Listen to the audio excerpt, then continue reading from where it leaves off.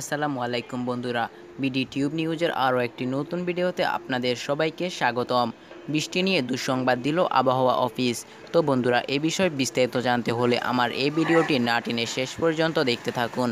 আর আপনি যদি আমাদের এই চ্যানেলের নতুন দর্শক হয়ে থাকেন তাহলে প্লিজ চ্যানেলটি সাবস্ক্রাইব করে পাশে আসা বেল আইকনটি অন করে রাখুন পরবর্তী সকল নতুন ভিডিওর নোটিফিকেশন পাওয়ার জন্য। তো চলুন শুরু করা যাক।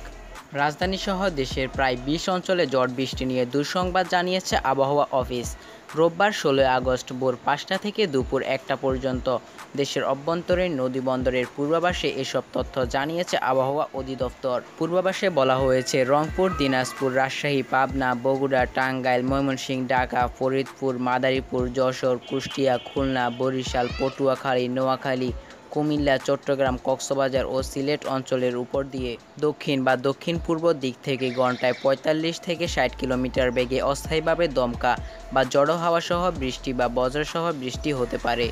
এসব এলাকার নদীবন্দরকে ১ নম্বর সতর্ক সংকেত দেখাতে বলা হয়েছে। সকাল ৭টা থেকে দুপুর ১টা পর্যন্ত সময়ে ঢাকা ও পার্শ্ববর্তী এলাকার পূর্বাভাসে বলা হয়েছে, আকাশ আংশিক মেঘলা থেকে অস্থায়ীভাবে মেঘলা থাকতে পারে। হালকা থেকে মাঝারি ধরনের বৃষ্টি বা বজ্রসহ বৃষ্টি হতে পারে।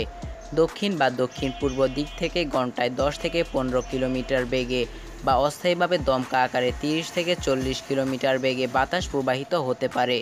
দিনের তাপমাত্রা প্রায় অপরিবর্তিত থাকতে পারে। গত ২৪ ঘন্টায় ঢাকায় ১২ মিলিমিটার বৃষ্টিপাত রেকর্ড করা হয়েছে। তো বন্ধুরা, এ ছিল আজকের ভিডিও। আশা করি ভিডিওটি ভালো লেগেছে। ভিডিওটি ভালো লাগলে অবশ্যই একটি লাইক দিবেন, কারণ আপনাদের একটি লাইক আমাদের পরবর্তী নতুন ভিডিও বানাতে উৎসাহ জাগায়।